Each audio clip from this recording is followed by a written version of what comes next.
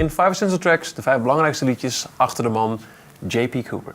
J.P., I'm doing fine.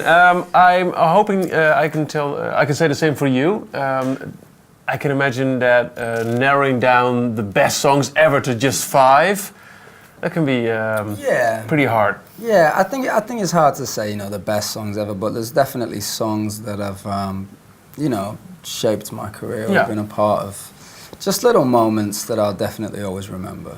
The 5 songs that make up who you are. In some way.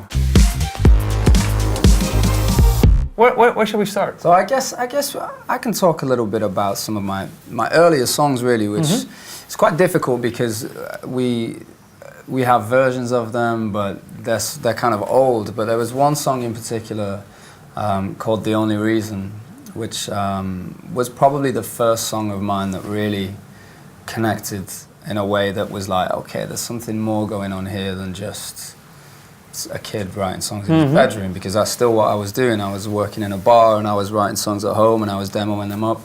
And this was the first one where I started getting people from all over the world getting in touch saying, we just used this song for our first dance at our wedding, and I was like, this is crazy, I'm sure I knew the only reason God gave me eyes was to see you. So, this song, how old is it? It's like a good few years now. 4 or 5 years old, maybe. Production can really put a song in a specific time period. Yeah. I mean, the song could be released any day, but the production will dictate, the memories people will have. Will you be looking for a specific production that will glue it to now, 2017? I think the challenge is, for me, the thing that I'm always trying to do is take kind of traditional and blend it with the modern production and things. So, a lot of my songs will be based just either with a piano or guitar based. So taking some of those traditional elements and just blending it with a little bit of modern production is finding the balance that's the most important thing. The production, I don't think we're trying to do the same as that everybody else is doing, like right now, let's make it now. But it's definitely modern, there's a lot of synthetic sounds on there. On to track number 2. So, as far as covers and things like this go, there's a woman that when I was a teenager, and it's probably still one of my top 5 albums, is The Miseducation of Lauryn Hill. Just an absolute masterpiece from start to finish. It's incredible. From the lyrics to the production to the performance of the songs to the instrumental, just incredible. And I listened to that record a lot when I was younger, and I can remember going home and really trying to sing along and not doing so well at all, but I listened to it a lot and I think soaked up a lot of that expression. So, and the song that I always really, really loved was X Factor.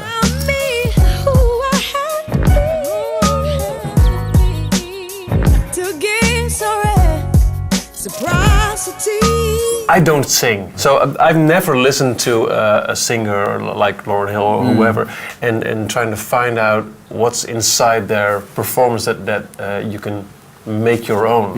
Can you shed a little bit of light on how that happened to you?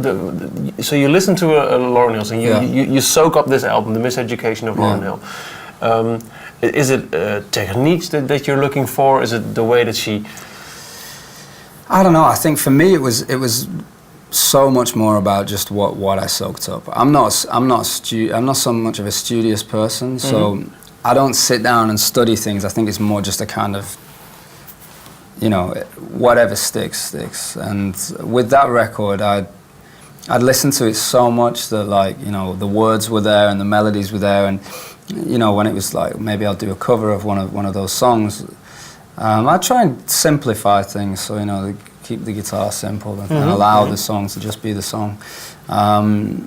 It just felt natural, like as if it was my own song, because I have such a long relationship with it. So it wasn't really anything I had to think too much about, really. Kind of like that you picked X Factor. It wasn't the biggest hit. I mean, Do What the Thing was obviously the biggest hit of that album, and you could have easily picked anything from her Fruities songs, but why specifically the X Factor? Well, first of all, there's no rapping in it.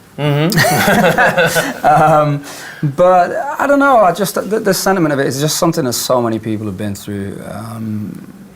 So many people, you know, nearly everybody. It's like a rite of passage, that moment in your life where you have that relationship with someone and you want it to work, but it just doesn't. Why is it got to be so hard? Yeah. And I kind of could really resonate with that. Yeah, and just every time I hear it, I'm like, man, this song. Track number 3. It's I Wish I Didn't Miss You by Angie. Wow. And there's an interesting story behind this because, so I used to work in a bar in Manchester that was, it was like a real ale pub. But at the weekends we'd have a DJ on, and a good friend of mine used to come in and he'd DJ and he'd play this track. When you work in a place like that, they had like a rotation of different DJs every month, and there were certain DJs that was like, yes, he's playing tonight, it's going to be good. Yeah, so, and he'd always play this track. And I just thought, I need to do a cover of this song, it's amazing. So I've done this cover before, and I did a little version of it, and I put it on YouTube. And about 3 weeks later, I got an email from the person who was booking her tour, and saying, do you want to come out and tour with us? Okay. So I went, so, you know, at this point, I'm still working in the bar, still, you know, just doing my thing. And this was just out of the blue. Back again. She's not a lover, she's just a friend. I'm sick and tired for you to blame on. I think when you're trying to play your own music, it's hard to make money out of it. Yeah. In the beginning, so, you know, I had to keep working in the bar. So it was just necessary for me to do that, to pay the bills or whatever. But there must have been after the tour, let's give it a shot. Yeah, I mean, I always was, but it was just, I needed that security. You know, I had a child at home, and I had to. But yeah, we went on the tour, and it was amazing. And, you know, like I said, I didn't have a record label at the time or any of this stuff, so she went out on the tour bus, and just me and a guitar, I got on the train, followed the tour around. Wow, and, really? Yeah, just turned up, every venue, guitar, one acoustic guitar, and it was amazing. And I actually ended up singing with her most nights on stage. She called me up. The first night we did a show in Birmingham, and she heard me do my set. I was the opener. I was the first, so there was 3 acts on. Mm-hmm. The first night she heard me, and I was stood at the side of the set. I hadn't even spoke to her. She said hi on the way in, but I hadn't even spoke to her. In the middle of a set, I was stood at the side of the stage, and she looks over to me in the middle of the song and said, come here. And she called me over and just gave me the microphone and said, I think this guy knows a little something about the language of soul. She just could sing something for us, JP. So the band's playing, and we just sang together. And then a lot of nights she did that. She did it in Manchester, in my hometown, called me up. And then for the rest of the tour, she insisted that I went on just before her. So they flipped the support acts around. And yeah, she was amazing. She was amazing. And then shortly after that, I signed my deal with. You must have done the tour with your arms all black and blue from all the pinching. Yeah, it was amazing. Absolutely amazing. So yeah, still finished it on the train. But yeah, it was a amazing time. Yeah, I can imagine, and a great song. Incredible, absolutely love it.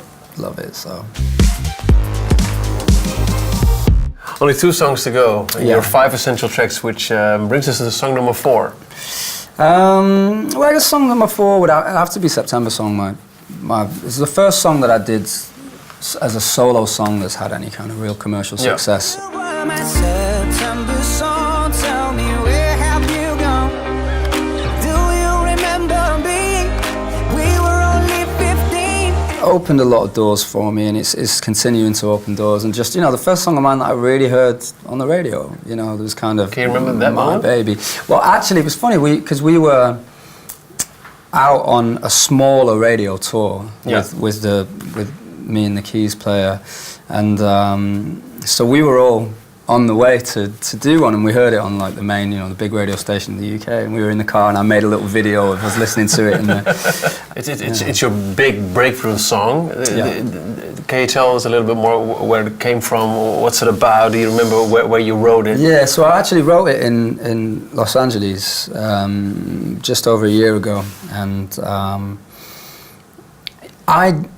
We finished it. I wasn't like, yes, I definitely want this song on the record. Yeah. I was like, okay, it's cool, you know, and you just continue writing. And I don't know, I like it, but I don't know if it's gonna fit with the record, or you know, I don't know what I was thinking. But anyway, we kind of still had it, and after we did the big collaborative hit with Jonas Blue, we thought we need something that's kind of bridging the gap between that, and that was perfect for it. So we'd had it just in the back pocket for quite a long time, and we were like, okay, well let's see how this goes. And obviously it's done really, really well and sold amazingly in a lot of different territories. So yeah, it's definitely changed things for me. And if you say bridging the gap, is it just in the sense of time between the Jonas Blue song and your own album, or also in the way your own album will sound? Is it? Yeah, I mean, there's definitely. I mean, you know, I'm definitely not going to make a dance album. You know, I never. That's the beauty of collaboration. It's bringing two different styles together. But a lot of people, because that was their first idea of me, that maybe they're going to think I'm a dance artist. Yeah. So it was finding something that had elements of, like, you know, September Song. It's a summery kind of song. It's it has like slight like tropical instrumentation at parts. You know, there's elements of dance music nowadays, but it's more like it's a classic song. It's a pop song. Yeah. What can we expect from your own album? So the album, there's a lot of different colours in there. It's, you know, there is moments of, you know, September Song is quite a big pop tune. There's a lot more deeper soulful kind of stuff, more traditional soul. Once again mixed with that slightly more modern production. There's piano ballads. There's moments of hip hop influence, bits of gospel influence. Because I sang in a gospel choir for years, so as that we're going a bit more back to my roots, or not so much to my roots, but to the journey. And there's a lot of different aspects in there. It isn't just a singer-songwriter album or a hip-hop album, or there's a lot of different things in there. So it's a journey. Album. It is. It's a journey. It's so yeah, it's something. It'll make you cry. It'll make you dance. It'll make you smile. This is going to be a new single. Yes. What can we expect? What's the new song all about? Yeah, sure. I think there's, you know, I sang with a gospel choir that, you know, there was a lot of West Indian influence in there, and, you know, real kind of black gospel. You know, if I was from somewhere out in the countryside, I might not have been exposed to that. So I was able to go and like marinate in that, as I like to say. And so with the new single, I wanted to bring a little bit more of that classic. Just we used to get together. I had some friends who played cello and viola and violin, and we'd get together and we used to put on concerts in churches. And we'd get some of the guys from the choir down, and basically just all our friends would get together and we'd make music, and people would come down and sit in the pews and we'd play music. But this song actually came about, once again, it was another song that I wrote in America, and I had actually lost my passport. So the name of the song is Passport Home. You're my passport home, my guiding light, my hand to hold. Oh, don't you know this? And I woke up one morning, and I'd been out the night before, and it was raining really hard. And at some point in the rain, I've taken something out of my wallet, my passport's fell on the floor, I've not realised. So I get to the studio the next day, and I'm like, you know, well, I'm really sorry, I've lost my passport, I need to make a few phone calls, so I'm trying to call up to find out, is it in this restaurant I was in, or... And anyway, we thought we need to write a song about this. Yeah, we need to write a song about this, and you know, we started thinking about the word passport and what it means to people, and obviously at the minute there's a lot of people who are not as able to freely move. Some people who are struggling to get back to their loved ones. So that was one aspect of it. The other idea of it was, you know, it's something that allows you to get to a destination. So we talked about how there are people in your life who help you get to a destination, whether it's just people, whether it's words of encouragement or words of support or words of, you know, just saying, you know, you can do this, or someone giving you a helping hand. You know, my dad was definitely for that. You know, when I was younger, he we didn't have much money, but he bought me my first guitar and, you know, got me to a point where I can play in front of thousands of people. And then there's also the aspect of, you know, I'm away from home a lot. Yeah. And I really hope that whoever's waiting back for me just keeps that light on in their heart for me, you know. That, there's a lot of things within that. And I'm very hopeful for this song, so I had to put it in the list because I do feel very strongly about it, and hopefully it's going to connect with a lot of people around the world. Did you ever find your passport? No. Thank you so much for taking your time and your great stories. Thank you very much. Thank you. All right. JP Cooper.